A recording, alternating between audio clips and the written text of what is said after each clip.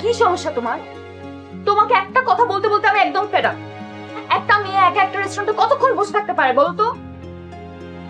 আর মোবাইলে ব্যালেন্স নাই বুঝলাম, তাই বলে ফোনটা অফ করে রাখবে? আসার পথে আমার মানি ব্যাগ মোবাইল পকেট মার হয়ে গেছে। কি? মোবাইল সহ নিয়ে গেছে আর তুমি টেরও পাওনি? আচ্ছা ঠিক আছে, এখন এটা নিয়ে টেনশন করো না, আজই সার্ভিস সেন্টার গিয়ে সিমটা তুলে নিও। সেটা না হয় নিলাম। আমার সাথে কি হচ্ছে আজকাল?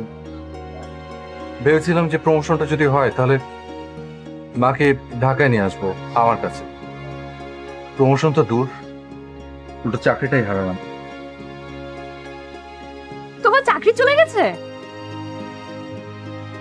তুমি খুশি হচ্ছ? এটা কি খুশি হবার মতো কোনো কথা?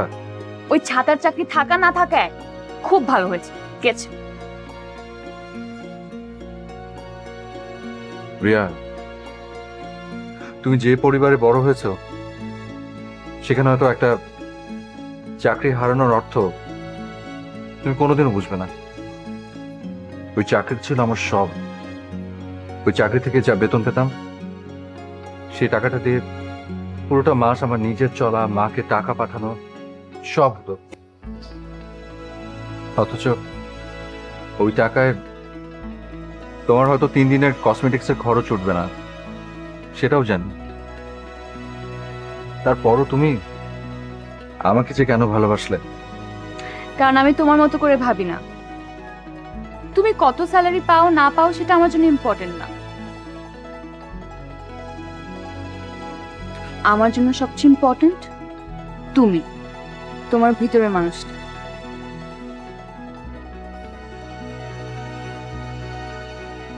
আচ্ছা যাই হোক, এখন এইসব নিয়ে আমরা কথা না বলি, কাজের কথায় আসি। পাপা তোমার সাথে দেখা করবো আজকে। আজই? অফকোর্স আজ। দেখো, এই মুহূর্তে আমার হাতটা খালি আর মানি ব্যাগটাও গেল। কত টাকা লাগবে? তুমি তুমি কেন টাকা দেবে? এমন ভাব করছো মনে হচ্ছে আর কখনো এর আগে আমার কাছ থেকে টাকা নাও নাই। আর আমি কি এমনি এমনি দিচ্ছি নাকি? ধার দিচ্ছি। যখন একটা চাকরি পেয়ে যাবে আমাকে ফেরত দিয়ে দেবে।